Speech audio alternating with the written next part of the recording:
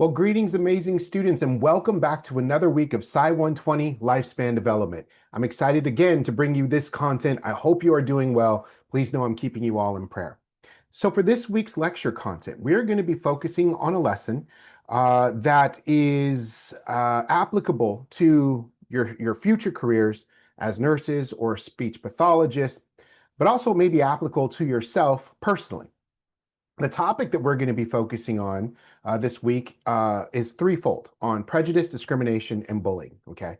Prejudice, discrimination, and bullying. Now, some of you may be saying, interesting. We're taking a psychology class as a prereq for pre-nursing or speech pathology. Where does prejudice, discrimination, and bullying have to do with lifespan development? Well, we're going to talk about that today. So remember, in one of our previous lectures, we discussed childhood trauma and child maltreatment.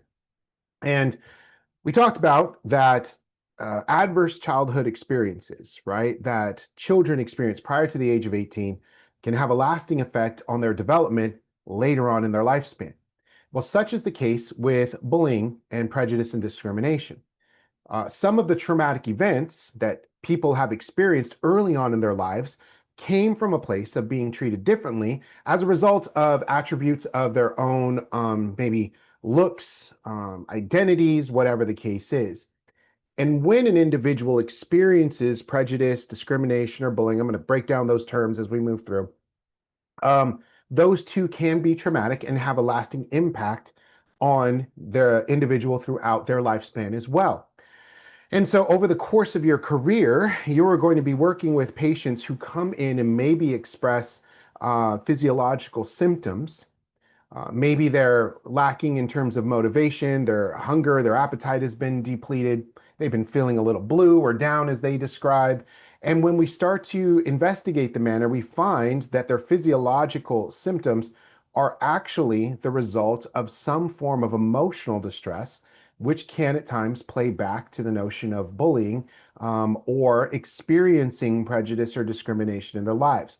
So that's why we're talking about this topic this week.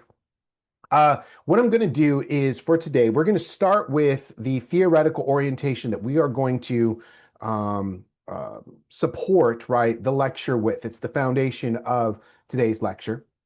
And then what we're going to do is I'm going to give you some terms related to relevant terminology that you will want to be aware of when discussing this topic of bullying. And then what I'm going to do is give us some spiritual implications, things to think about, right, in terms of working with others who may be different from us. We're also going to talk about the process of marginalization and what does that mean in the sense of discrimination and bullying. One thing that we are going to do as well is the topic is going to focus on what we call a macro level in the field of psychology or social work. We're going to talk about larger issues that impact large groups or society as a whole. We won't so much be talking about individual bullying at a one-on-one level in between two individuals. Maybe some of our content will cover that today, but we're really going to focus on the macro level of systems, okay? And so that's going to be the focus for today's content. So what I'm going to do is go ahead and bring up our slides and we will get started. So I promised you we would start with a theoretical orientation for our lesson. Today's, oops, look at that, me skipping ahead already. Today's lesson is going to be grounded in social justice theory. Social justice theory. Now, social justice theory is a theoretical orientation germane to the fields of psychology, sociology, social work, and to extend other disciplines such as the behavioral sciences in general, even anthropology. We talk about social justice. There are a few critical concepts about social justice that are important for us to know in order to have this conversation, right, from a macro perspective, large level, big picture perspective around prejudice and discrimination. So social justice is a concept. It's a theoretical orientation, but it's also a concept. And the definition of social justice is a type of justice, okay, rooted in the idea that all people should have equal rights, opportunities, and treatment. It's interesting, right? We say, so the point of social justice is to make sure that everyone has the same opportunities and that the dignity of every individual is honored, right? What that infers through the existence of social justice is also the other end of that. Social justice exists because individuals have experienced social injustices in their life where they've been treated differently.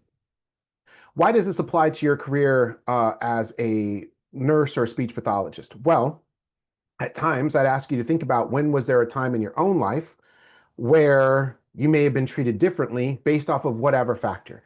Maybe that was your ability, or you were treated differently because of your size, or your gender, or your socioeconomic status, right? Or your race, right? Or the country you were from, whatever the case is. Well, social justice is really intended to address those injustices and try to correct systems, adjust systems so that everyone is seen, honored, and dignified throughout society, okay? Now, for that reason, I'd like you to consider a concept, right, related to social justice in your work with clients. All of us in the helping professions, right? Whether you are a nurse, speech pathologist, a social worker, a counselor, a judge, right, an attorney, whatever the case is. We all have a code of ethics that's involved in our career. And that code of ethics dictates how we choose to interact and live and respect the individuals around us. Layer that on top with our Christian worldview. And our Christian worldview calls us to love our neighbor. If you notice, Jesus didn't say, like your neighbor. Jesus didn't say, always understand your neighbor. What Jesus says was, though, ultimately, we love our neighbor because God loves them. And we love our neighbor because God loves you. So when we factor that in to a social justice conversation, it means that you will have an oath to serve everyone that comes across your practice. If you're working in a hospital setting or at a clinic, whatever the case is, we are not permitted, right, as helping professionals, myself included, to turn away a client because we don't agree with their life choices, or we don't understand their background, or we may have a prejudice or a bias, right, towards that individual. So that is something that we need to keep in mind. If you see on the screen here, you notice that there's like some trays out, right? And it's sort of a buffet style approach to eating. And I ask you to consider, have you ever been to a buffet, right? Many of you have, right? You've been to like Golden Corral or something like that. And you know that's it's really interesting about a buffet, right? It's a fun experience. You go into a buffet, right? You pay for your entry, you get your little drink cup, right? And you get that ticket that you need to put on the table, right? So no one takes your table. And then you get to go up and go to the food. And what do you do in a buffet? You get to go up to the food, right? And you get to walk around and see all of the selection that's there for you. And maybe you say to yourself, you know what? I probably should start with salad. Not gonna today, right? I'm gonna move over to the meats. And when you get to the meats, there's like 5 different types of meats you could choose from. You choose the one that fits you best. You leave the others behind, right? And maybe you go over to the veggies and you're like, you know what? I'll have a little veggie. I'll put a broccoli, right, on my plate, but I'm gonna leave those others to the side. And then you get to skip over, right? And maybe you get to choose the desserts. But in a buffet, you get to pick and choose, right? What you want to do, what you want to have, what you want to enjoy. The reason we root our class in social justice for this lesson is because we cannot take a buffet approach to social justice. As helping professionals, we are not allowed to pick and choose, right, who we want to serve. So I can't, as a social justice professional, as a social worker, step in and say, I want to support and do work with immigrants, but I don't want to work with those who are incarcerated. Or I can't say that I'm willing to work with those who are incarcerated, but I'm not interested in advancing the social agenda of women.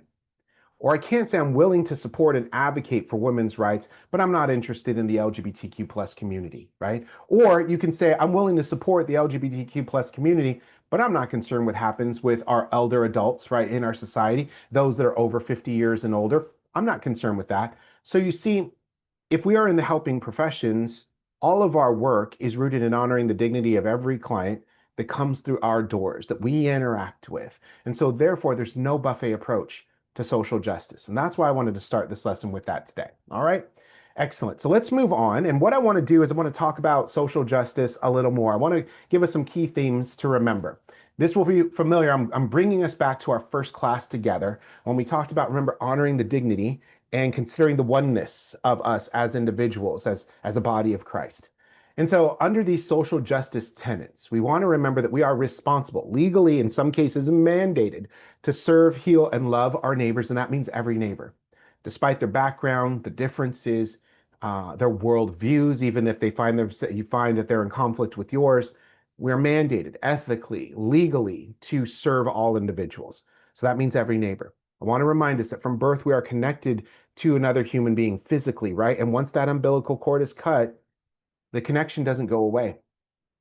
If we think about it in the spiritual sense, we are still connected to our neighbor because they were created in God's image. And so that doesn't mean that we always agree with one another and with our neighbor. What it does mean, though, is we honor the inherent God-given dignity of everyone that we serve.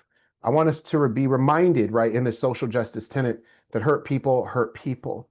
And so if we are willing to perpetuate harm by rejecting others based on their identity, that hurt will go somewhere. It's going to go somewhere out into the community. It's going to go into families, homes, whatever the case is, but hurt people will continue to hurt people. And I want to remind us that in this process, we will serve those not only who have been hurt in the course of our career, but who have done some of the hurting themselves. If we look at our clients not as how we in our human mindset see people, but if we try to see our clients the way God sees them, right, then we can be more just, more equitable in our service to others, okay? And so that's the whole idea, right, with your future practice in your nursing or speech pathology career, that you begin to treat others, right, not the way we want to, but the way God calls us to. Sometimes those are different. Now, there's some key terms that I want to point out that are important for us to have a foundation, because sometimes what you'll see, especially in media and things like this, is that topics like when we talk about bias, prejudice, discrimination, those terms get thrown out there a lot in social media and across like mainstream media platforms. Sometimes the definitions align with our academic understanding of these terms. Many times they do not. And so for the sake of our conversation, so we're all on the same page with the language that I'm using for this lesson, right? I'm presenting you the psychological definitions of these terms. Those may be different from what you've heard in social media or mainstream media platforms. That's okay. But in an academic setting, I'm just providing you with the definitions of these terms so you have them from the academic background, okay? So in academia, in the field of psychology, when we're discussing the term bias, a bias can mean a preference for or a prejudice against a person or a group of people. So no, it's really important. Bias, some people say, well, bias is always negative. It's when we don't like someone or something or a group. But it's important to know under the academic term, a bias can be a preference too. We may favor an individual or a group because of certain attributes, or we can have a prejudice against them. Okay, so it's either or with those, okay? Or it could be even both and. When you think about it, someone can have a bias, a preference for one group and a prejudice against the other, right? All within their internal psyche. Then there's the term prejudice. This one gets thrown around a lot, and sometimes people get confused of what prejudice means. Well, in the academic sense, the term prejudice is a preconceived opinion that is not based on reason or actual experience, okay? So it's just someone has a negative view of an individual or a group. And when you ask them the question, well, have you spent time with that group? Did you ever travel to that country? Did you live with an individual in that group? Have you ever been friends with an individual in that group? And they may say, no. No. And so the negative impression comes from outside sources, things that they may have seen or heard, but not through their own personal experience. And then finally, there's discrimination. Discrimination often in prejudice kind of get crossed. Okay, the definition. Now, the definition of discrimination is the unjust or prejudicial treatment, okay, of different categories of people or things, especially on grounds of things like race, age, sex, but it could also be ability, size, the religion, right, that you ascribe to, all of these other things. The difference between prejudice and the difference between discrimination is that prejudice is the view that we have, the opinion that we have about people. Discrimination is what we do with that opinion, right? So let me break that down just a little bit more. This is what we think, prejudice, when we think negatively about a group. Discrimination is when we actually treat that individual or group differently because of that prejudice belief, okay? So when we act on those prejudices, it becomes discrimination. All right, so that's those terms here for you. There's another term that I want to throw out, very applicable to today's tension within society, and that's a term that Dr. Brene Brown adopted called common enemy intimacy. Dr. Brene Brown is a social worker and researcher who studies sort of the spectrum of human emotion and what drives our human emotion and interactions with others. And she developed a term or coined a term, common enemy intimacy. And Brene Brown, Dr. Brown, defines common enemy intimacy as the hate that's fueled by our human yearning for connection. Picture that hate coming from a desire to connect. Interesting phenomena, right? It's a counterfeit bond. It's false. It's fake. It's this fake bond and sense of belonging that hinges on me agreeing with you without challenging the ideas that connect us. It's a false sense of belonging bonded in hate for others. So, common enemy intimacy is this, according to the definition of Dr. Brown, a fake friendship that's formed by hating another group. It's saying that we're friends not because we actually think about why we dislike a group, but we're friends simply because we agree that we don't like that other group over there.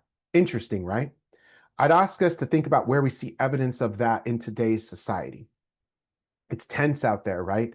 We have social demonstrations, we have wars, we have political debates, and we have such strong opinions about some very sensitive topics. They're difficult to discuss.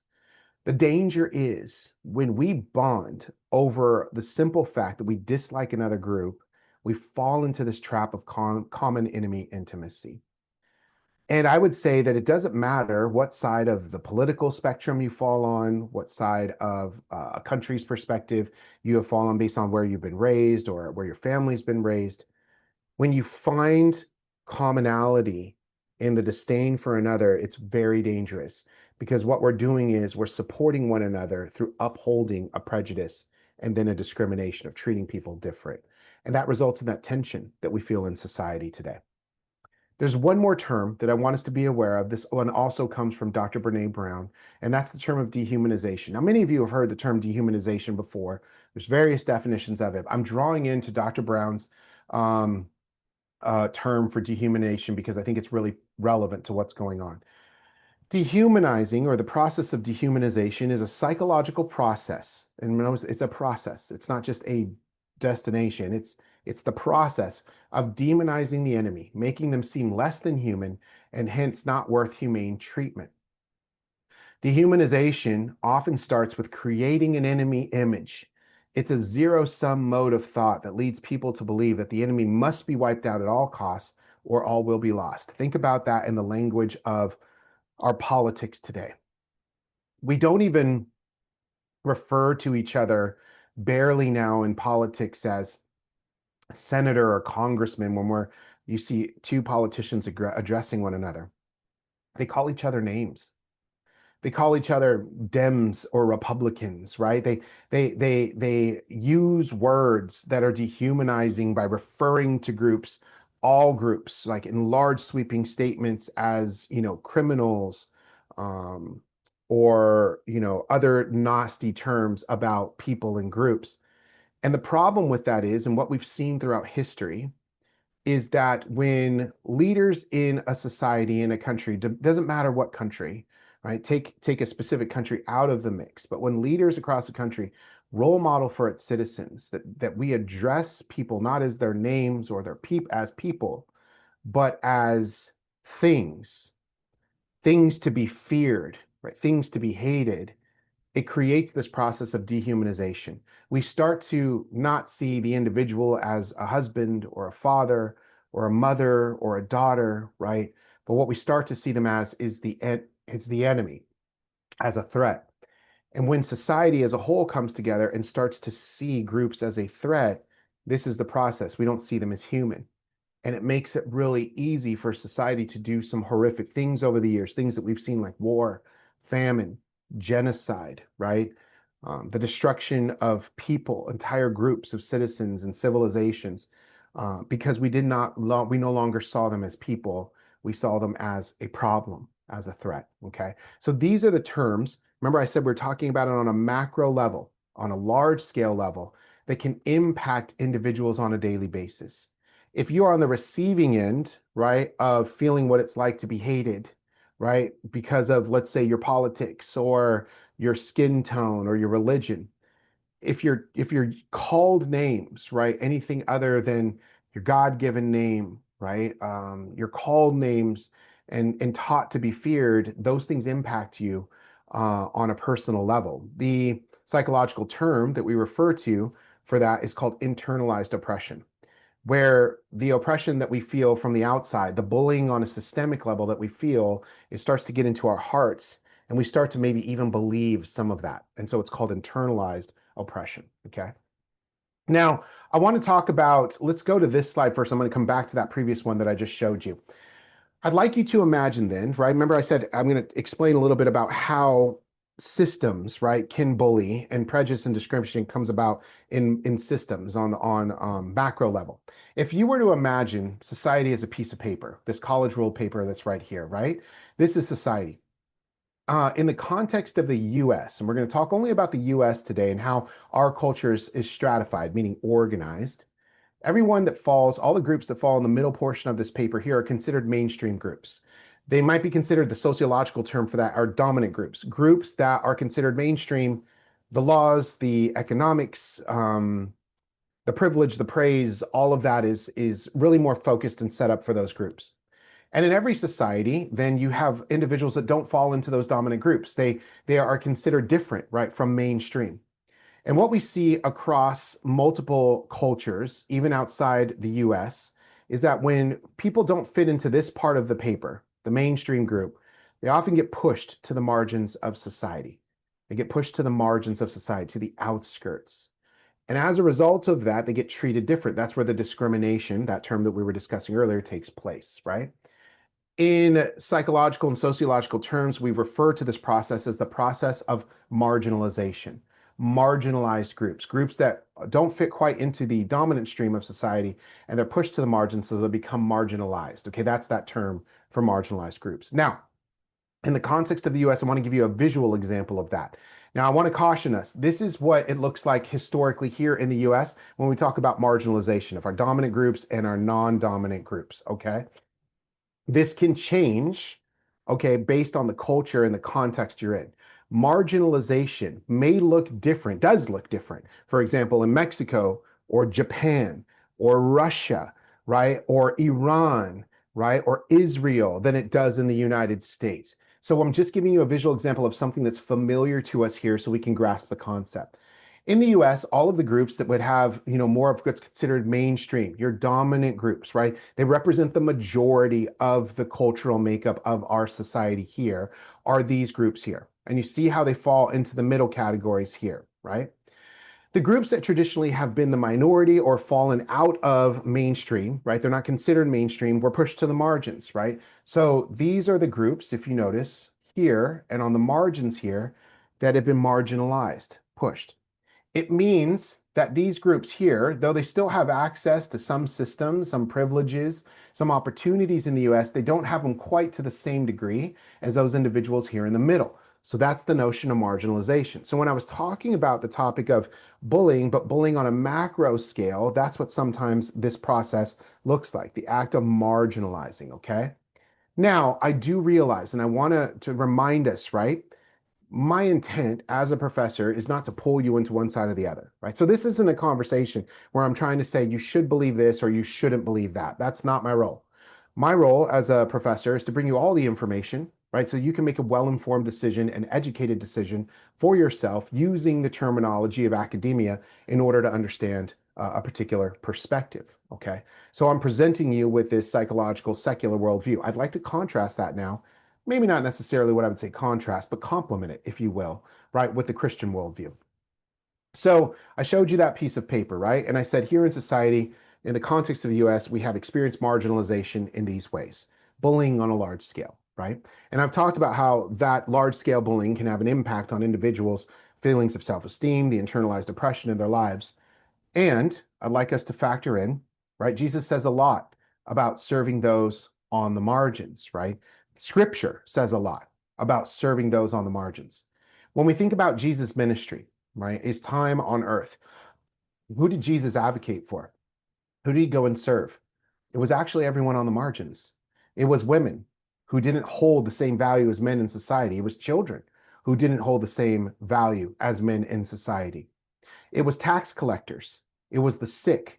It was the poor, right? It was those that didn't hold power in society. And Jesus ran to the margins every single day to confront those systems of discrimination, of common enemy intimacy, of dehumanization. He called for us to see others as God sees us.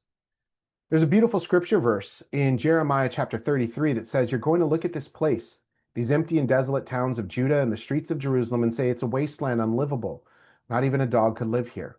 But the time is coming, Jeremiah says, when you're going on to hear laughter and celebration, marriage festivities, and people exclaiming, thank God of the angel armies, he's so good. His love never quits, as they bring thank offerings into God's temple. Jeremiah then goes on to write, I'll restore everything that was lost in this land. I'll make everything as good as new. I God say so. Think about this for a moment, right? This is God speaking to the oppressed, speaking to those on the margins to say, I know your life is difficult. I know you're experiencing bullying, discrimination, right, and hate as a result of who you are. And I'm telling you that it won't last forever. There will be laughter and celebration again. You will experience joy in your life. I am working to make things new.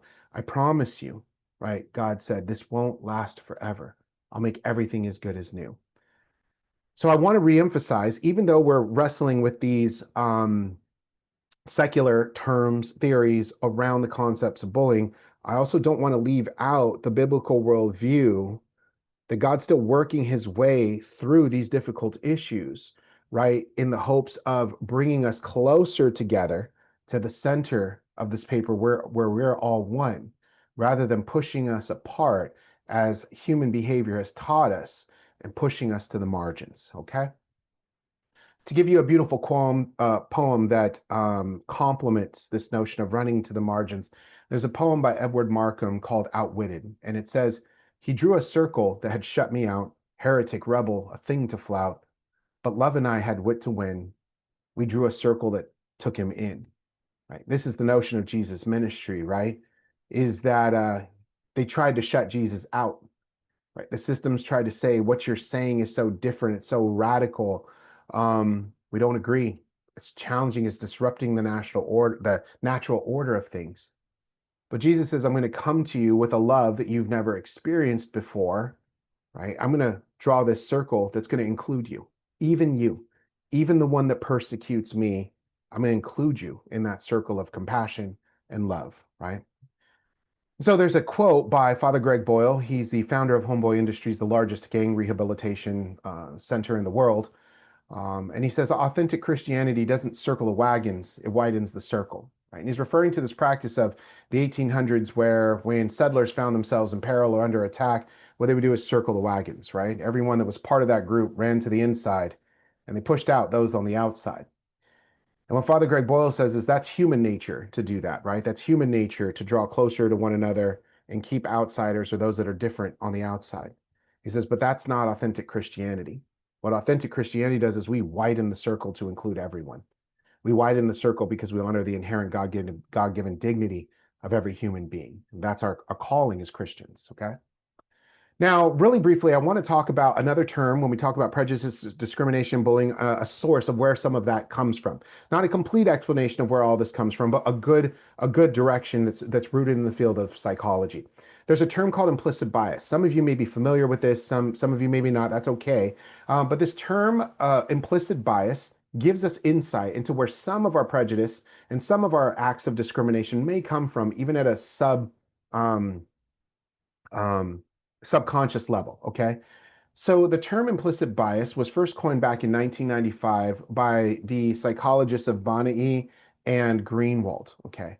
And they argued that social behavior is largely influenced by unconscious associations and judgments. Sounds interesting. You're like, okay, what does that mean? Well, the point of it means these psychologists in this field said, hey, I think that some of the way that we behave, a lot of the way we behave, is not so much influenced by what we think about the world on a daily basis, but there's some unconscious, subconscious associations that are bubbling to the surface that we don't even realize are there.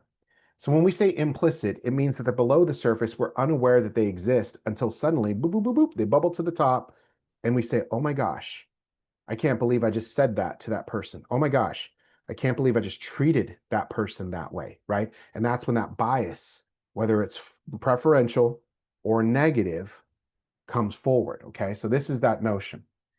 So when we talk about implicit biases, referring to attitudes or stereotypes that affect our understanding, actions, and decisions in an unconscious way. We're talking about the unconscious way, making them difficult for us to identify and to control. Let me give you a visual of that, right? So an implicit bias, if you were to picture like an iceberg of consciousness, let's say, like this is the brain, right? Here's your level of consciousness. You're aware of it. You know it, right? You know what you think. You know your opinions about a certain topic. They're apparent to you. But what Bonnie and Greenwald were saying was that there's a whole nother level of the conscious that's below our surface of our understanding and awareness every day. And coming from this place are biases that sometimes favor or reject other groups based off of our experiences growing up. And so these biases operate at the unconscious level, down here below the surface, and therefore we may not be aware that we have them.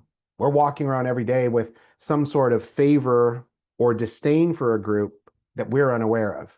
And we aren't aware of them until they're revealed, until something triggers us in our interactions with others, and either that favoring or that disdain, boop, it pops to the surface, and suddenly it comes out in words and actions. Now, oftentimes these implicit biases, it doesn't mean that we're bad people, right? But what it means is they run contrary to our, or opposite to our stated beliefs or conscious values. So we can have good people saying, no, I don't see anyone differently. I truly don't have a hatred for anyone. And then they find themselves in this really stressful situation, an argument or a heated discussion. And suddenly all of a sudden this term gets thrown out. And the person themselves is shocked to hear it come out of their mouth where they're saying, I don't know where that came from. I truly don't feel that way in my heart. Where did that come from? Well, that could be an implicit bias. Our conscious thoughts and unconscious biases can contradict themselves, therefore, right? What we feel in our hearts, sometimes what happens is our bias can contrast that. And oftentimes, these implicit biases are triggered by automatic mental associations we carry about people, our ideas, or attitudes around them. They come up automatically as a result of a worldview that we hold about a group. Remember, good or bad. And as a result of that, suddenly they bubble to the surface, okay? Now, most of these biases are formed at a young age, usually within our toddler stages, pre-adolescent sort of stages, and they're formed without us even knowing it. It comes through media, through movies, through hearing family discussions, through jokes, stereotypes that are spread and they develop in our mindsets, okay? So here's the thing with that, right? I want to flip that. So we've been talking about the notion of really the bullying that takes place on this macro level. I want to shift to the impact, right, of what do people feel when they experience this bullying, prejudice, discrimination. So Brene Brown, again, we're sticking with Dr. Brown because she's got a lot of good research in this area, distinguishes between guilt and shame. And over my years of serving as a social worker, I've worked with individuals who have experienced bullying and discrimination at the individual and macro level. And they've communicated to me it's really hard, right, to cope with those feelings of inadequacy. And it's interesting because oftentimes they're wrestling with the concept of guilt or shame. And there's actually a huge difference in the research of Dr. Brown's that she says the two are very different. When I had clients come to me that expressed guilt, right, about, let's say one time I had a single mother who was addicted to substances and she loved her daughter deeply. Her daughter was very young. She was still about 5 or 6 years old. And this mother was grappling with substance dependency. She would come to me at times and she would say, I feel guilty about using, right? I feel this guilty sort of weight on my shoulders for using. Well, guilt is something different. Guilt is the feeling and the awareness that my behavior is the problem.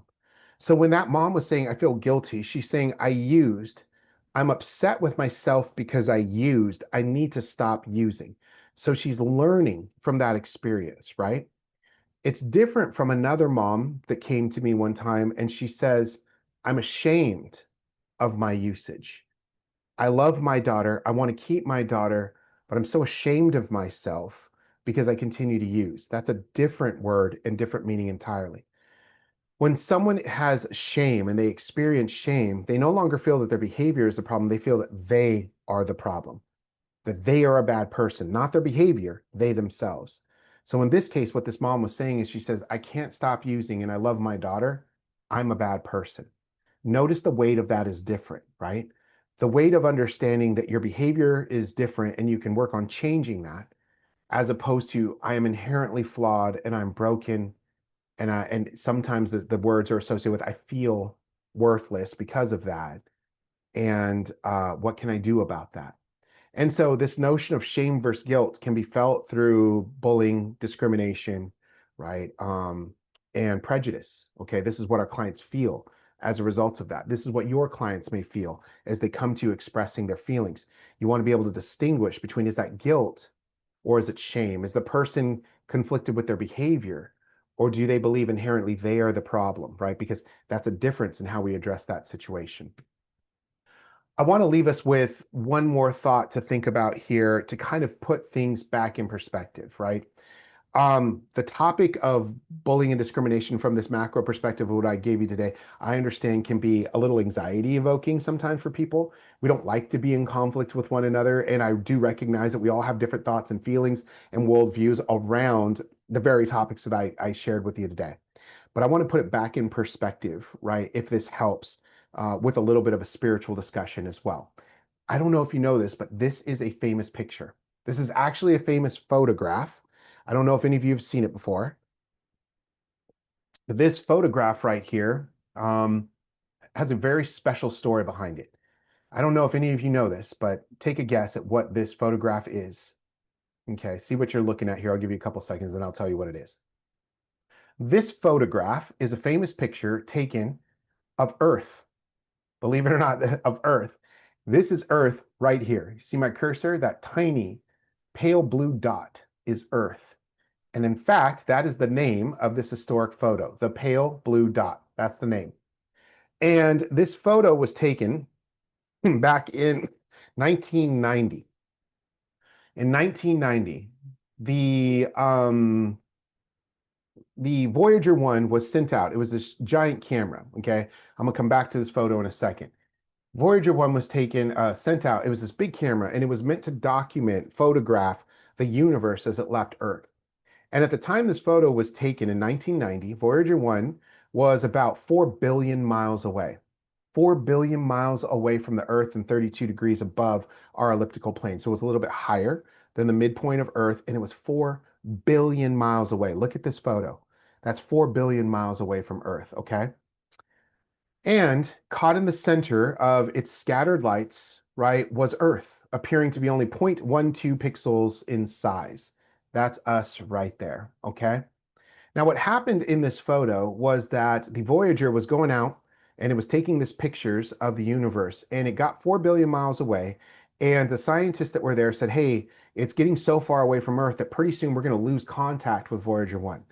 It won't be able to take any more pictures and we won't be able to control it anymore. It's just too far gone, right? And so they said, what should we do? The supervisor overseeing the project said, here's what I'd like to do. I'd like to turn the camera around, not now pointing towards the universe, but pointing back towards Earth. And I want to take a picture of Earth. The supervisor's bosses were like, are you crazy? Right? This is multi-million dollars of money and resources being used, and you want to turn the camera around and capture Earth. Why would you want to do that? And the supervisor said, no one, nothing has ever left and been this far from Earth and into the universe before. I think it's important to document how far we've come as a species. So they turned the camera around, took a photo of Earth, and shortly thereafter, they lost communication with Voyager 1. It was a moment representing the expansiveness of the universe, how truly small we are in this world, and yet how big some of our problems seem. You know, the problems of genocide, of racism, the topics of immigration or politics, pro-life, like all of these other things, right? They seem so huge and they seem so overwhelming. And yet look at where we are as a species, how small we are in the contrast of the universe. Carl Sagan, in his book, wrote this quote, which I think is very pertinent to our discussion today. And he was talking about the pale blue dot. He was talking about that photo of Earth. He said, look at that dot. That's here. That's home. That's us. On it, everyone you love, everyone you know, everyone you ever heard of, every human being who ever was, lived out their lives. The aggregate of our joy and suffering, thousands of confident religions, ideologies, and economic doctrines, every hunter and forager, every hero and coward, every creator and destroyer of civilization, every king and peasant, every young couple in love, every mother and father, hopeful child, inventor and explorer, every teacher of morals, every corrupt politician, every superstar, every supreme leader, every saint and sinner in the history of our species lived there on a mote dust, right? Suspended in a sunbeam. How amazing is that to know that some of the problems that we experience on a daily level, they seem so big, and that we are such a tiny part of God's universe of what he created, right? We can keep things in perspective when we realize we're all not really that important, right? The universe is forever expanding. So, something to think about in Colossians, it's written, he is the image of the invisible God, the firstborn of all creation. For by him all things were created, both in the heavens and the earth, visible and invisible, whether thrones or dominions or rulers or authorities, all things have been created through him and for him. He is before all things, and in him all of this holds together, all of it. And everything in the universe, God holds together, and everything on earth, he holds together. So we needn't lose hope, right? In the sense of that we can't fix the challenges of prejudice, discrimination, bullying. We can address them, right? We have to be able to look and consider that a lot of the conflict we have with one another is really coming from a very tiny place. It's our ego. It just has a way of making itself bigger, right, than God. And we know that that's impossible. God is always bigger, always more expansive. Okay? All right. I want to leave us with our centering verse for today. And thank you all for joining me for this lecture. Really appreciate it. We're going to focus on Romans chapter 8. And it says, we know all that in all things God works for the good of those who love him and who have been called according to his purpose. So we're going to talk about purpose today, right? Again, these topics that we're talking about seem so big. They seem so overwhelming, but I want to remind you, God created a purpose for you in your career. That's what you want to focus on. That's what you want to dedicate your life to, glorifying God in your purpose, in your career. And if everyone were to do that, because we've been given different gifts, right? The world will become a better place. I have no doubt of that. So for centering, let's go ahead and put our hands and feet in a nice comfortable position. Let's go ahead and take that nice deep breath and close our eyes. And as we exhale, let's draw into that word of God, right? Saying, I know that in all things God works for the good for those who love him. I'm working good for you is what God's saying, because I know you're working for me, right? Take one more nice deep breath and exhale. Stay with God for just a couple of moments and think about this notion of purpose, and we'll come right back.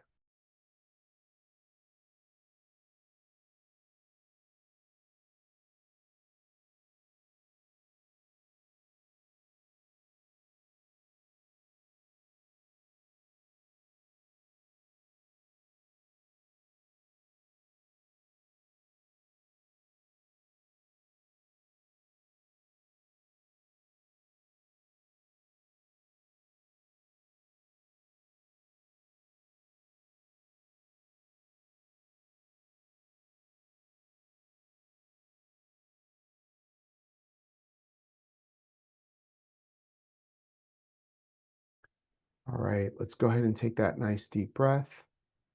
Open your eyes and come on back. Folks, you are doing a fantastic job. Thank you for sticking with me over the course of the semester. Keep watching those videos, keep doing that reading, keep passing those quizzes. Reach out to me if you have any questions, thoughts, concerns. I'm here for you. I'm a resource. Reach out. Thank you all so much. Have a wonderful week. God bless.